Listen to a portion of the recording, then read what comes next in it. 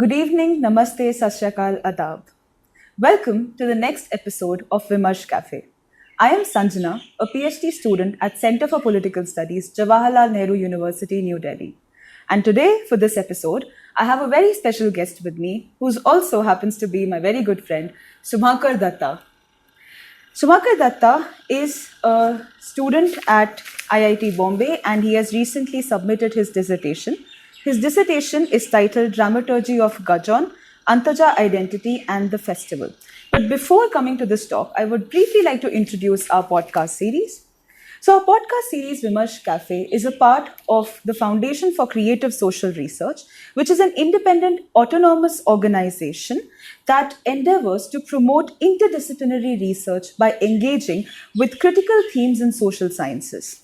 Our reference point is that liberation for one should be liberation for all, and that freedom for one should be freedom for all. So having said this, Subhankar, welcome. And as I had already mentioned, that his dissertation is titled Dramaturgy of Gajan, Antaja Identity and the Festival.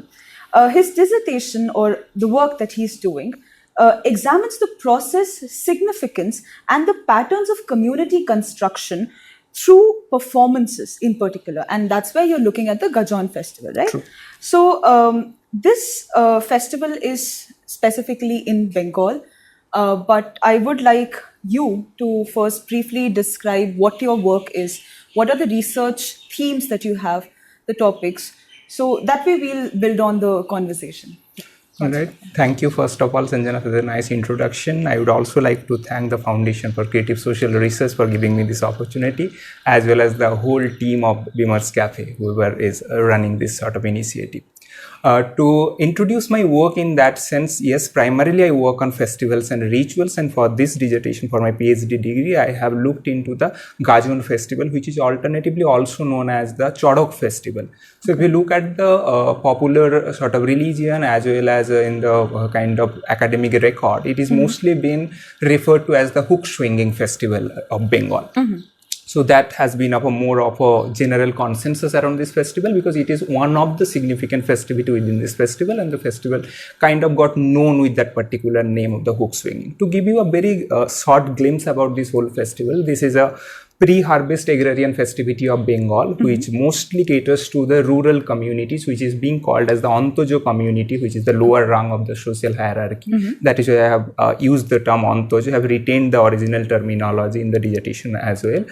So within this festival, there are 2-3 significant aspects which kinds of introduce the festival. So one part of it is the celebration of the holy marriage between Shiva and Parvati, who is considered their communal deities, and there are festivities, there are rituals, there are processions, and things goes around this celebration of this marriage ceremony and the sort of understanding of heterosexual conjugality that this two divine body has.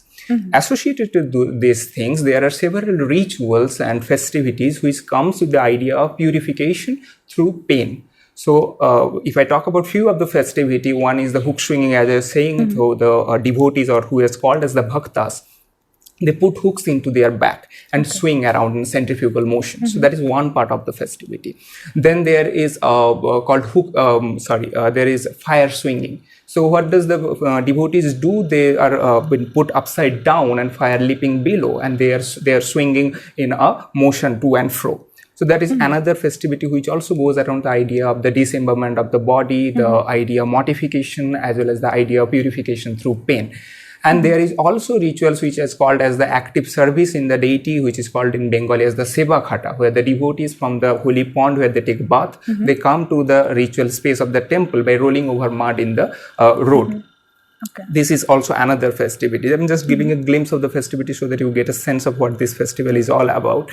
And then there is also which is called as the hook piercing ritual within this festivity, where the devotees put iron hooks, iron rods into their tongue, to their cheeks and other muscled body part.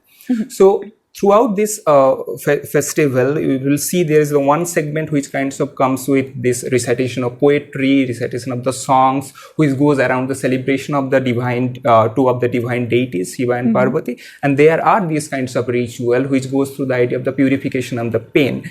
So conglomeration of these two ideas and the two things, what I'm trying to look at in the larger dissertation is that why they do this particular rituals and festival, and doing those rituals and doing those activities or doing those performance, how it is kind of affecting their identity, their collective identity, individual identity, and mostly the collective identity become more dominant, which becomes the part of a hypothesis also in the larger dissertation.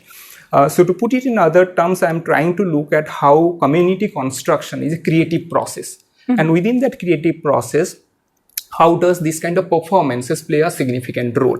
So identity become a part of it, performance becomes a process through which they kind of imagine themselves. Right. And through this yearly festivity, they celebrate it yearly at the end of the Bengali year and the beginning of the next year. So it's also a celebration of the new year as well as saying goodbye to the old year. So through this a sort of rejuvenation that they yearly go through, what is the function of this kind of rituals? What is the function of these performances? So earlier, if you look at the work have been already done around anthropology a bit, also the British anthropologist, American anthropologist worked on that, and also to some extent a few literary work. For example, Kaliprashanna Singho's one of the book kind of dealt with it in detail. But my perspective to it came from a performance studies perspective. I'm trying to look at the performance and the significance of it. So, just to stop you right there, this was a very nice introduction as to what the festival is and some examples that you have used to describe what the festivities are. So, what the sense that I'm getting from your work is that you're trying to look at the community construction through these performances in a particular setting, which is that of the festival of Gajan. Right. So, through this, since I read a little bit of your abstract as well, but just to put it out there, his abstract also focuses that there is an examination of reconstruction of identity through practices and through reconfiguring rituals itself. And in the process, then formulating the larger identity of the community itself. But the second part of your work also focuses on how a certain form of cultural resistance is formed through this process of identity construction and how that evolves into a dominant cultural narrative. So I would like you to, and given that our podcast also needs to follow a certain format, so I would like you to begin with talking about the field, the site itself, which you have briefly mentioned about, but also the thematic contours that you have used in your work. Some of the themes that I would just like to point out and would like you to focus upon a bit would be performance, that of cultural resistance, that of oral traditions, folklore, and all these which are a little underlooked aspects in terms of how we understand performances, particularly with these festivals. Secondly, I would also like you to mention the chapterization of your work itself, then focus a bit on the methodology. So if you could begin with the brief outline of the thematic contours of your work. So to just to give a glimpse of how particularly I came up with this topic and how I have got into this thematic domain, maybe I have to get a bit back how this topic becomes so important to me and how I end up with this thing. So while I was reading on folklore of Bengal, a general book on that thing, I was in Central Institute of Indian Language in Mysore and I was going through the library. And I encountered that this is one of the festivities where we have been given the description of it, which kind of resonate that throughout my childhood I have seen this festivity but never thought of it in the academic terminology, how it is being received, how it is, there can be a critical argument around that in the academia. So that it got me to this interest, and also that my what I figured it out that my grandfather, who I used to call as the Bhakta Dadu, Bhakta is the devotees who are called, and Dadu is the grandfather. So he was also a part of this festivity, becoming the devotee throughout his almost for 50 years, more than that. So there's a lot more personal story to your work. Very true. So during that time, I just got interested in okay, so this is a festivity that's become more important to me initially. The thematic domain and how I can decipher an idea came later on. So initially I was more into a sort of reading culture as a text, as a cultural studies sort of methodology or a cultural studies sort of thematic domain that I was initially trying to look at. But gradually when I read a lot about this festivity and how things and rituals have been deciphered so far, I find that performance studies as a discipline and performance as a sort of entry point to the festival can bring a lot more thing about this festival than what has already been talked about. So to put it in perspective, the idea of resistance that you talked about, so I'll come to the resistance part through the thematic domain, how it came into form. So I started reading the literature on this festival and how it has been received as well as represented in the literature that are available. So quite surprisingly, I find that there is a lot of work that have been done during the colonial time coming from the British anthropologists and American anthropologists. Many of them are staying in Bengal, reading in Calcutta University, being part of that. So what was that? It was more of an anthropological inquiry into looking into a culture which is quite distant from them. Right. And there was so many of appropriation happened through this festival. Like just for example, this crucifixion idea of the crucifixion of the Christ is being brought in parallel with this sort of piercing activities that they do. So this sort of appropriation was there, and I kind of find that no, the problem with this thing is that we need to understand what this community think about their own practices. So the community practices never came into a concrete literary or research work as such. Recently, two of the people, also a British anthropologist and American anthropologist, kind of worked on that, but still the community perspective was quite missing. So this is largely the research gaps that you're talking about. The gap in literature as well as in how this festival has been represented throughout. So because of that, I thought, okay, it's more important to talk about the community perspective and something can come out of it which is interesting. So that was the initial entry to the festival. Then when I got into the field, I find there are several interesting snippets that actually was not present in the work that have been done so far in the earlier records of this festival. So that was the time when I thought it is more important to talk about these rituals, this performance, not in relation to a sort of preordained identity that they entail, maybe the caste identity of the people, because there's a lower rung of the social hierarchy who kind of get involved in this festival, and also to some extent maybe a spatial identity that they entail, also where they are performing, the idea of the body and other things become so significant that has not been talked so far.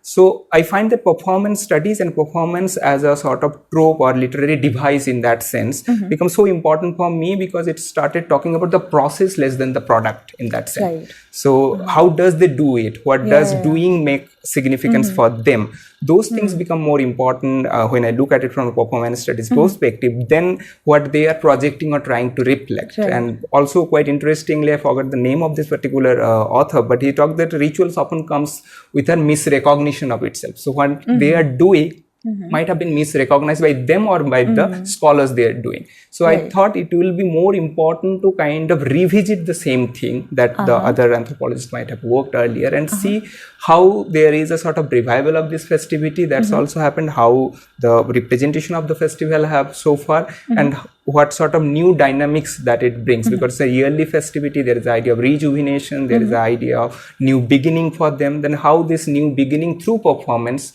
kind of reforming their own understanding to themselves. And quite interestingly, just to add last one point, that what it comes more like, it's not only a representation that they are doing, but it's also a self-involved embodied process that they are going through that kinds of builds the community for themselves. So I guess this is a very interesting point that you made about self-embodiment of identity itself and how they produce it. And you also mentioned this whole idea of how you want to look at the process of identity making rather than the product itself, which as you suggest, the Western scholars have rather looked at.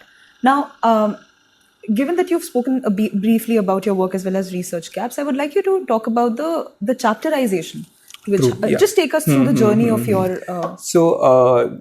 Initially, the chapterization, I kind of followed a bit organic process in that sense, because coming from a English background, ethnography in itself was a new thing for me. So what I thought that how the whole research process goes in, the dissertation chapterization can be like that, and kind of came out quite interesting later on. So the initial chapter I mostly focused on to give a demographic understanding of where this festival is, how was the spatial significance in a particular space of Bengal, because I'm just focusing on a Ramjibanpur. It's just a small village in my own district. So how does this particular space also become quite significant in relation to the temple and other things? So the initial kind of introduction and chapter goes into situating this festival within the larger spectrum of folklore and other ritualistic performances in Bengal. Then going there a bit deeper into the dissertation, I thought that let's look what have been done. So the point that I was talking so far about this colonial kind of interventions into the festival, how the early anthropologists have worked, and also there have been banning of this kind of practices. We'll come to that point maybe later on. So in 1859 there was a ban on this festival because of this bodily kind of activities and pain and stuffs. So what was the function of the missionaries at that time? They also get involved into this. So if you look at how the trajectory built for this festival so far, and whatever document I can find in the historical text or literary text or other anthropological text. So the first chapter in that sense kind of goes into doing a literature review in that sense, just to figure out what are being done on this festival and how I'm trying to shift my focus more to the processual dimension rather than a static dimension of the festivity. So getting into it, then it shifted to the ethnographer me rather than maybe literary researcher who is doing work there. And then the initial chapter there, I got into the idea of the festival, how it is, because when you get into the field, the initial thing encounter is the festival happening, the space, the locality. So in this chapter I kind of looked at the spatial aspect of the festival and how we can look at different segregation, different patterns, different structure within the festival, because there are simultaneously so many rituals happening, how they are interconnected as well as have their own specific nitty-gritties to it. So this kind of chapters goes into having a map of this. Quite interestingly, I got into few document which talks about the different connectivity between space. So diagrams and all other things also become a part of the dissertation, which kind of also get me a different experience of doing ethnography and writing about it. So then getting a more deeper into the festival and specific festival in that sense. So there I got into the idea of the body, because it's most prominently coming through all the rituals. So technically the fourth chapter, I guess, the second last chapter, that goes into talking about the body, how the body has been configured, what is the process of divine possession that happened, how they inflict pain and what does this inflicting pain cause to them. So the reception of it's a process of bodily preparation and what is the significance within the festival sphere of the body, and a bit theoretical understanding of that. So that have been dealt within that chapter. Then getting a bit to a different aspect of this festival, we'll possibly come to that later on, is a oral narrative. We initially mentioned also a lot about that. So there is a procession happening and people reciting poems, songs, those things are there, and quite interestingly as well as quite surprised to a new ethnographer that way I got to get a lot of these documents, so old books where they have written their own poems and stuff, which are also being recited during this festivity. So the first hand material in that sense of the poems and the songs I've dealt in only one single chapter to give it how the oral narrativity and the performance of it kinds of configures the community and what significance does it carry in relation to the festival. So this has been more of a trajectory how a ethnographer gradually from anonymity to a familiarity to the field get. So the dissertation have been more of a journey through that sort of thing. So you have your thesis is divided into four chapters. With an introduction and conclusion. That's wonderful. Also, given that you mentioned that you were an English student, you had a literature background, and transitioning now to the Humanities and Social Science department at IIT Bombay. How was the transition? But more than that, more importantly, also for our viewers as well, how did ethnography as a methodology that you have chosen, how did that transform you as a researcher? What are certain considerations that you would like our viewers and those who wish to conduct ethnography for their own field? How do you think, what are the considerations? What is the process that, because I also remember while talking to you, you said that you did your research during COVID. So I would love to know how that process impacted you as well. First of all, I think it's a different experience for a literary scholar who have been mostly occupied with books and stuffs. So it's like getting into the field and talking to people that in itself is challenging, obviously, but quite interesting. At the end of that, you feel good that you have done something substantial in that way. To talk about the process of it initially, the good part of it, and obviously the thanks goes to my supervisor also to some extent, because she asked me to keep a sort of openness initially to the field, because I also coming from a different discipline. So she was like, get attuned with the field first, then decide your framework. as per. So let the field decide what you want to talk about. So that different approach to, because usually even in the literary scholarship, we have been trained mostly to have a proper framework of research, proper questions of them, having a questionnaire of yourself and going to the field and talking through that. But she told me to go for a more of an open confrontation of the field and go talk to people, not because of you are an ethnographer, but talk to you, someone who is curious about the field. So curiosity remains the initial sort of token of entry to the field. So the problem obviously was COVID, definitely, because I was someone who was going to that field without having any prior communication with any people. I kind of got a place which I can rent there, and I was staying there. And initially, when I was going to any people, like meeting maybe a rickshaw puller to the people who are selling vegetables, I was kind of introducing myself. So I have came here to for these things. And quite interestingly, they have this idea of whether are you from a media and are you a researcher. So this distinction, making this distinction initially at your research will actually help someone who is not like a trained ethnographer maybe, but who is someone who is trying to get attuned with the field. So also, can you just like name the field so that like clearly, and what are the descriptions of your field as well while talking about this? So that's quite interesting that they have a different understanding of research. So to make them understand that, okay, this sort of cultural currency that they are holding through this festivity also has a significance in academia. So to make them understand these things took almost 2 to 3 months initially. So this 2 to 3 months initial process was, I literally had nothing in that sense in the field, apart from having a lot of people who know me in the field. That this guy has came here. And the problem with the COVID was that anybody who's coming from outside was a challenge for the place. And it was also not a very urban sort of space. It's a rural space. So in the rural space, that sort of acceptance also comes in a different sort of relationship with the people. So the good factor in that situation was that because it was a COVID time, I was doing more of a one-to-one conversation rather than a collective conversation. So that kind of helped, because when you're having a one-to-one conversation, you can actually see the overlaps as well as the convergences that are happening about the narrative.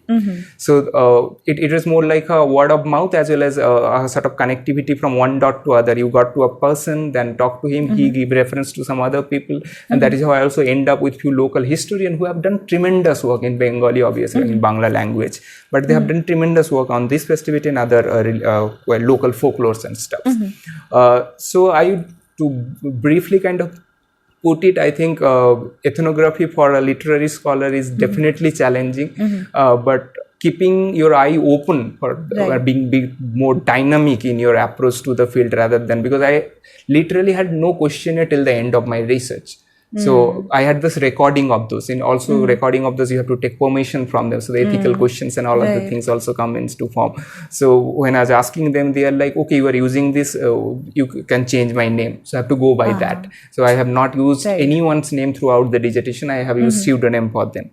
So those things are definitely there, but building that trust becomes so important to them, so that they talk about things they might not will talk about in the open forum sort of situation. So this one-to-one conversation is so important. And I think I remember one of the stories when I was talking to the main the pujari in this particular temple where I was working. So he literally took to me his home, and I had a long conversation with him. And many of the things which possibly someone will not say in front of other public, he kind of told me, which kind of helped me a lot to frame what are the important aspects of the field that I should talk about. And the chapterizations also came through that, that what are the important segment in the festivity and what I need to talk about. So yeah, I guess it's more often being organic to the field can help who might not have a long exposure of field research before. No, that's very interesting. One of the, now given that you've explained chapterization stuff, one of the themes that you mentioned, or let's say a phrase that you mentioned, which was particularly very interesting to me, which was that purification through pain. Before we come to the description of that and what you mean by it, who were exactly your target that you were studying? While you were working with the people, you were trying to look at how they organize their festivities and what exactly goes into place. But there's also certain, given that your field was a rural area, how was the caste dynamics there, the gender dynamics there? How did it all play out during the performance that they were organizing and performing itself? and also behind the backstage, as you know, in a more Goffmanian sense, the backstage and the front. So what were the differences, the caste dynamics, the gender dynamics that were playing out? So could you brief us a little about that? So caste also become very important in this festival because it's mostly the lower rung of the social hierarchy who are kind of getting involved into it. But there is a strange sort of, not strange in that sense, but there is a sort of connectivity with the upper caste as well as the lowest caste of the area also. So just to give you an idea of that, quite interestingly in this festival, there is no Brahmin intermediary, which usually happen in any sort of puja and things. The Brahmin pujari is definitely there, but he is someone who does the daily puja on the temple. But when it comes to the yearly festivity of this Gajan or the Chado, there is one person who is part of that lower rung of the social, the Antaja identity that I was talking about. So Antaja caste, it mostly goes for people like the blacksmith, the fisherman communities, the weavers communities, which are quite prevalent in that area. Also people who get, as they're called the dome caste, who get associated with the death rituals and all. So people from that community, one of them becomes the main or principal devotee who just initiate all of the ritual, followed by all other devotees. So is that the term bhakta? Bhakta, that is in. So bhakta, so those people become the bhakta, the devotees from this lower rung of the social hierarchy. So the Brahmin priest just remain as a small part of this whole festivity. So this is also quite interesting to see how the sort of caste identity of this festival is counterintuitive to the dominant understanding of the, though they call this a Hindu festival, which is also quite doubtful, or there have been work done around that whether this is a Hindu festival, also something which I'm looking in the dissertation, that this there is a doubt about this, whether this festival can only be called as a Hindu festival, because though they are claiming it to be a Hindu festival, because later Hinduization happened, a lot of other situation that this festival went through, prohibition and all other things. So getting into the Hindu fold, whether it's an original sort of shift that happened, or it is an enforced sort of thing that on the festival, because if you look at the image of the Shiva and Parvati within the festival, it is not the Rudra Shiva or the regular imagination of the Durga as being the prowess, the epitome of prowess in the Durga Puja as it has been represented. But within the festival, the Shiva and Parvati, both of them are domesticated, peasantized deity. So Shiva has been informed as by Johar Sarkar as the pot-bellied, ganja-loving, mischievous Ganas of the Bengal who does agriculture. So this imagination of a Shiva and imagination of a Parvati as someone who is associated with the daily struggle that the people actually go through. This reimagination of the Shiva is quite important to that particular caste or that particular section of the community, which I am calling as Antaja, and that is why this festival becomes so emblematic for them, so important for them to talk about this caste dynamics, that though they belong to these lower caste communities, they want to project this festival as something which is their representation, which talks about themselves in that sense and comes in counter to the mainstream dominant Hindu ideology in that sense. So I guess if in terms of caste dynamics, it is work more like that. In gender dynamics, this more coming through in relation to my limitation of the work into some extent, because I didn't got that much of time to explore the gender dynamics much. But quite interestingly, there is a significant women's participation within this festival. So they also become bhakta. They goes through the similar sort of ritualism. But when it comes to few of the rituals which involve the pain, the hook swinging or the body piercing kind of ritual, I find one or two women only getting into it. So there is a sort of acceptance, non-acceptance things, or also idea of the fear, how they see these things, that is there. But if we talk about the gender dynamics, one is this is the participatory dynamics of the gender, like who gets involved, who doesn't, what are the spatial condition and all other things. And the other aspect is also the idea of the how the female character of the Parvati and the male character of the Shiva has been emerged. What is the heterosexual conjugality between this, how that is being celebrated. So I think in terms of gender, definitely this festival is a gendered festival in that sense, where certain gender dynamics is also being presented. But to be honest, what are the kind of repercussions of it is still need to be kind of discovered. And I think that's a kind of opening that I am also projecting from my work, that this is one of the dimensions that can still be explored. There are stuffs around that which can be explored and can be worked on later on. So again, coming on to this whole idea of caste dynamics, and given you use performance, right? performance as a concept also includes not only the performer itself, the actors, but also the audience. How does the caste dynamic play out there? The interaction between the performers and the audience. How does the audience respond to it? And given that you mentioned in particular that the Brahmin intermediary, as we have, an imagination that how caste plays out, there's a specificity to how caste is playing out in this particular festivity itself. So I would like you to emphasize a bit on those aspects as well. Yeah. So to talk about this dynamics, and that is one of the reasons that I have used the term dramaturgy in the dissertation also, to see how this theatricality of this situation or the festivity also works. Quite interestingly, it is definitely there are identity formulation of the Brahmin, then there is the lower caste who kind of get into this festivity, but participation remains the central kind of tenet within this entire festivity, where people who are there watching this performer performing something are not only someone who is a distant viewer or an audience who is seeing a theater maybe from the audience seat, and there is a fourth wall there. But somehow this festival is more talking about a participatory dimension of the rural culture, where someone who is watching is also an active performer. The reason is also that, meanwhile, when they are kind of performing some of the rituals, the audience cheer up in this tone that Budo Shiva Charane Seba Lage. This goes in the service of the old Shiva. So saying all these lines and kind of cheerfully encouraging the performer, this becomes more of a participatory dimension of the performance rather than having a distance in terms of space or in terms of participation. Quite also interestingly that if you want to have that sort of ritual efficacy, it is not always important that you become a part of this festival, because somebody becoming a bhakta this year might not become a bhakta next year. It's voluntary in that sense. But that person might come to this festival space to see an encounter. So this active watching as well as the gaze, ritual gaze, that is somehow kind of changing the whole difference that we put in kind of apparently between the audience and the performer. So in the ritual stance, the space, the locality, the performance, and the active watching, all this becomes quite integrated into each other. Coming to the caste dynamics, like the Brahmin person, they also kind of come to the place and watch the festivity. Quite interestingly, that the person who is performing, he is considered as a uplifted human being who has the Shiva within him.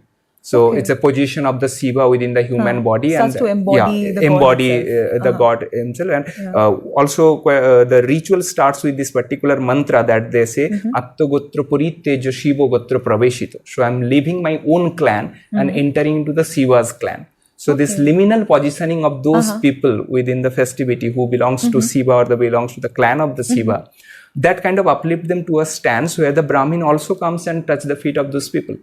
So it's a kind of counter narrative to the sort of caste understanding that is in the society, usually prevalent or maybe prevalent throughout the year. But during those festival time, on a very liminal space, it is kind of questioning all those constructs and then trying to maybe reaffirm things in a different manner altogether. So is it in this particular act where you took the example that an upper caste person who's an audience in particular would also touch the feet in that sense? So in this liminality is where you're looking at the subversion or the cultural resistance, as you call it. Is where you're locating the cultural resistance, or is it a lot more to it? I think this is one of the instances where the sort of cultural resistance is being presented. If I look at the later part of the dissertation, where I was dealing with the idea of the oral narrative, the performance, there is this procession goes in where they narrate poetry and stuff. If you look at those poetries and how they have been written, there is also this expression of a counter narrative that they are putting against the dominant upper caste, or sometimes the people who are social potentates, who are in power. So I think this particular ritual segment kinds of also talks about this counter narrative, but throughout this festivity, there is a sort of counter narrative that they want to put forward in relation to this festival and performance, that this is distinctively an Antaja cultural festivity where they are trying to build a narrative of themselves which kind of questions whatever oppression and all other things that the communities have went through in general and in particular for that region as just to play a devil's advocate, and I would like to question you, as much as there is a construction of an identity going on, Antaja identity that you're saying, through this whole festival, there is a resistance, but at the same time, don't you think that this resistance is also momentary? It's only at that particular festival time that there is a subversion that's happening. But once the festival is over, people go back to their normal caste prejudices and discrimination that exists. True. So do you think, or do you see this festival as a scope, or does it have a scope to really form a larger resistance? I think rather than being representational, this counter narrative, it is more experiential to them. Okay. So during this yearly sort of festivity, the beginning of the new year, that is why it is also significant. So I think going through that experience of upliftment is something very ingrained to this community or the people who are performing. Whether it can retain throughout the year or not, it's a different argument altogether, and I don't think it doesn't. In a true extent, it doesn't, because social oppression and all other things kind of continue. But being through that experience kind of holds them together. The people who have been on a common ground of oppression. More like a collective effervescence. Exactly, collective. Yeah. So that is why I'm also kind of calling this as an emergence of the antaja, as a visceral becoming of them through the ritual itself. Okay. So I think that's become more important to them, to have that narrative and that feeling and that experience of being uplifted, rather than whatever goes, because there are also political repercussions, there are social repercussions, social differences, and all those things comes into play, which goes on throughout the year. And that is why it is also important, because many of the performer kind of referring that for this particular time of this ritual, we kind of free from everything. They can set their own identity. That is why the Shiva's identity or the Shiva's clan become the liminal escape for them. So I would say it's more of an escape for a movement for this particular days of the festival, which kinds of give them a break from the sort of operation every day, the mundane, quotidian everyday, to a ritual space, which is more uplifted for them. So that experience becomes so important for them to be there. Right. So, yeah. So this empowering experience that happens at that particular time during the festival. Now, coming back to the very first point that I raised while we got into the in-depth discussion, which you also mentioned in your introduction, which is, purification through pain. That whole concept of purification through pain. You mentioned hook swinging or fire swinging, these instances as purification. Now, in that moment, this whole idea of purity, and purity is very much attached to how caste also functions in India. Do you see a difference in how the liminality that you've been constantly using? So this purification through pain, how do you understand that, and how do you think that itself is a very integral performance to how identity construction takes place? I think one of the way to see it, to go back a bit to the historical understanding of how this kind of festivity have been formed and what are the narratives that they're trying to put forward.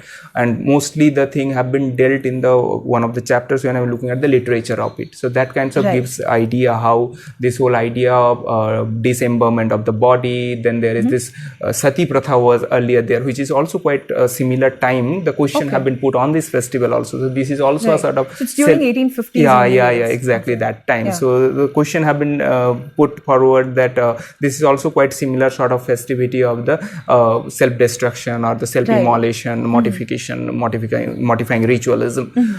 So I think it kinds of talks back to that sort of operation that have been done so far, and finding a way of escape through this ritual.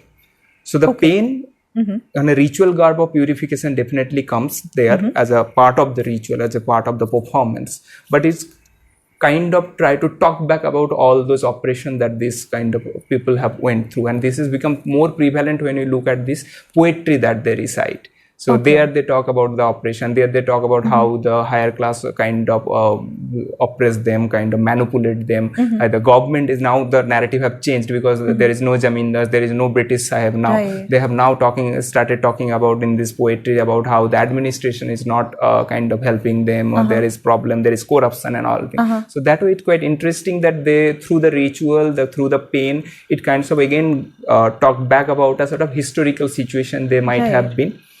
The experiential part of it, going through those ritual, what they understand of it is a process of throughout the year they might have done so many sins and stuff. So the usual understanding of a ritual purification that goes in, they also believe the same thing. But I think from my research, what I kind of understood it, that it is not only that is obviously a ritualistic understanding of purification and pain, but it talks more about a sort of social history that they went through.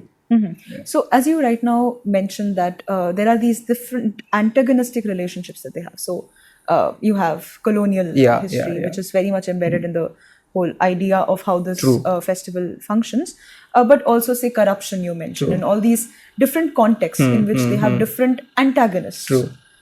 Through that, they are trying to also give a social commentary. True. Right? Yeah. So, in the social history, there's also a resistance or a criticism of the very system itself.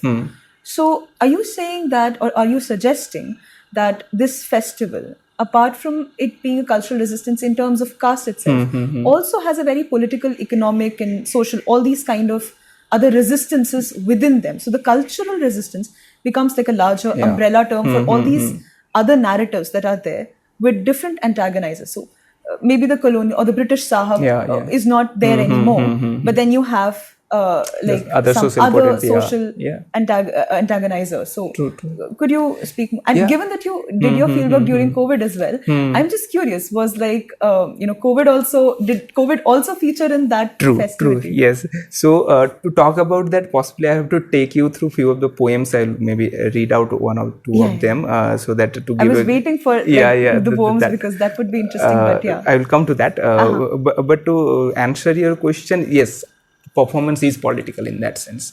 So it definitely has that sort of political repercussion that we talk about. The poems that are there, they kinds of talks about this set of resistance that you are talking about, the social potentates who are in power. So they got criticized through this festivity, and the part which is called as the Shawng Jatra. So I will just talk a bit about that, which is a procession that they go through with different replicas. So what are these replicas that they make? The replicas of the British Sahib. So that is more like they make it from the straw and other readily available materials. Then there is other sort of replicas of the elephant. Then there are things that they used to use earlier, like the husk for the agricultural purposes. They made a replica out of it. So all these replicas go on a village procession with those poetry which kind of criticizes the society or the criticizes their.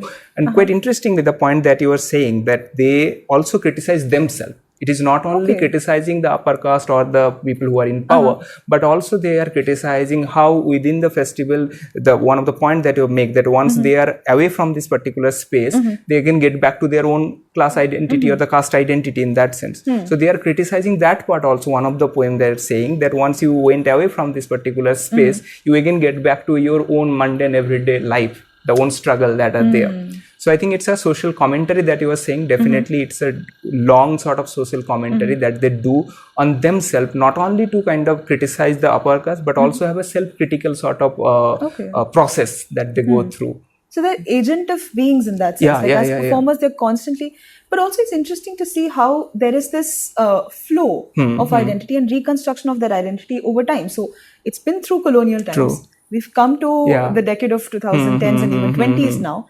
And COVID becomes a part of the narrative as well. So this flow of construction that has been there and how it's reconstituting itself. But through this reconstitution, do you also see that there is a possibility of how this whole idea of the festival itself could speak to the world, speak to how, as outsiders, we understand the festival in itself? For instance, your work is a brief introduction or an insight, a window into how their world is. Now, for instance, when you talk about, the purification through pain, the hook swinging practice and all, it seems almost, puzzling as to how someone can inflict pain on themselves to purify themselves. I'm pretty sure like this whole understanding of modernity, which comes in with, that's not the, best interest of the person itself. How do you see that? And, these are these outsider perspectives coming on. And particularly with this whole rise of social media. So I was about to ask you this because I have been watching a lot of YouTube videos where these travel vloggers, they go and as outsiders without understanding the context of that particular festival. It could be possible that, through cultural insensitivity, we might also be misinterpreting a lot of the very much possible. rituals that are going on. How do you see this whole change, tumultuous change that has happened since colonial times up till now?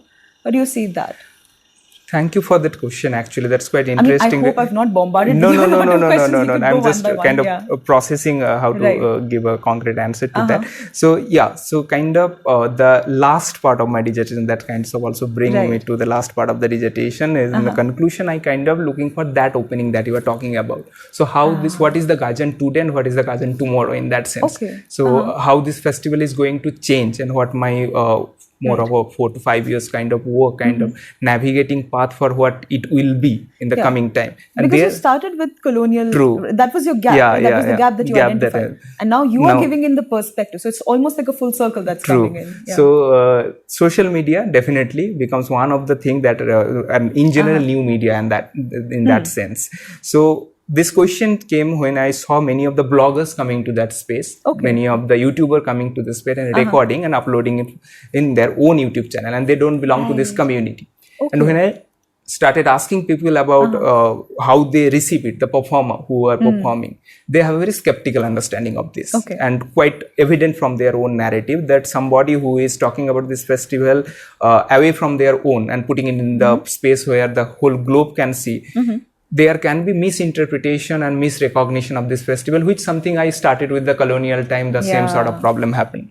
So I think it's again getting back to the same sort of problem of appropriation, cultural appropriation that we talk about. I think it need to be, how it is going to unfold is something up to time, like how this whole new media and all other things are going to change. But I think the idea of agency, who can talk about their own cultural aspect and cultural currency, and withholding that cultural currency is also so central to that community. So once it is went out of them, how their own identity, the Antaja identity, what happened to this Antaja identity once it is on the web, once the digital darshan and other things start happening, whether we will have a physically performing community of the Antaja or where we will have a digital Antaja community being formed over the web.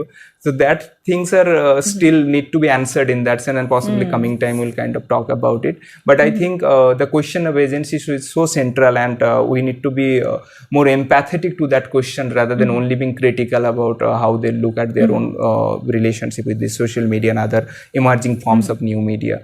So I think that questions need to be answered more empathetically, because the community thinks that it's their own intellectual property in that sense. That's interesting.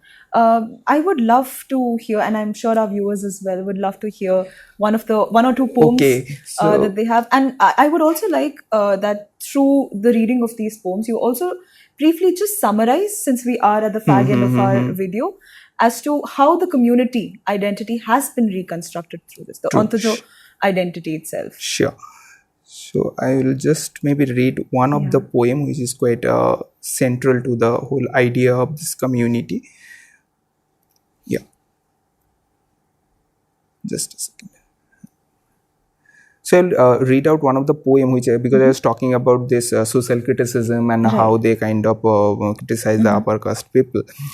So this can be answered with one of the poem which is quite central to this, and this is a poem I got to hear in the field itself, and I will possibly read the Bengali poem itself and then go to the translation, possible translation that I have done. So the poem goes like, Moder e Shawng noy, Shawng means the particular ritual that they go through, the replicas and all. So Moder e Shawng noy shudu kali mekhe Shawng saja, নয়কো শুধু হালকা হাসি নয়কো শুধু মজা সংসারেতে সাজার ওপর সাজেন যিনি যে যা তারই ছবি দেখাই সবে সহজ ভাষায় সোজা সমাজনীতি ধর্মনীতি শিক্ষানীতি আদি বলতে গিয়ে কারো প্রাণে ব্যথা দিই যদি ক্ষমা করবেন সবার কাছে এই মোদের মিনতি সত্যের ভাষণ আর সত্যের গানই মোদের সঙ্গের নীতি. So the possible translation of this will go more like our song or the ritual of the song is neither just about smearing colors, nor it is about shallow laughter or fun. In this samsara or in samsar, whoever adorns beyond what they are. So this is more of a referring to all the social potentates who kind of present themselves being something else, but actually being something else.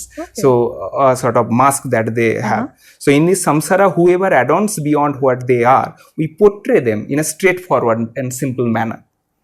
As we speak of sociology, religious principles, pedagogy and others, if we hurt anyone's personal feeling, excuse us. This is a request to all present here. speaking and singing of the truth is the ethos of our Shawng. So this remain so central to them. They're talking about what is the truth to themselves, at least for their own understanding of truth. So so this there are other poems also goes on the similar line of criticizing the society and kind of talking about their own. So how does the community, I mean, what's your conclusion regarding the identity reconstruction? So I think what I'm kind of ending up the whole dissertation with the idea of that community is a constant construction that goes on, where the community constantly making and remaking themselves. And in this making and remaking, there is a lot of convergences, there is a lot of contextual changes that are happening, and COVID being one of them, which is also become a part of this festivity you mentioned about. There are songs started being written around COVID. That also become part of this song procession. There is because sanitization become one of the significant part during the COVID time. So they have this physical demonstration of somebody who is holding a sanitizer in the hand in the gaze of a deity, and with the sanitizer becomes important as well as the deity become important. So this sort of integration of the contextual problems or the contextual challenges that the community goes through become a part of this festival in general.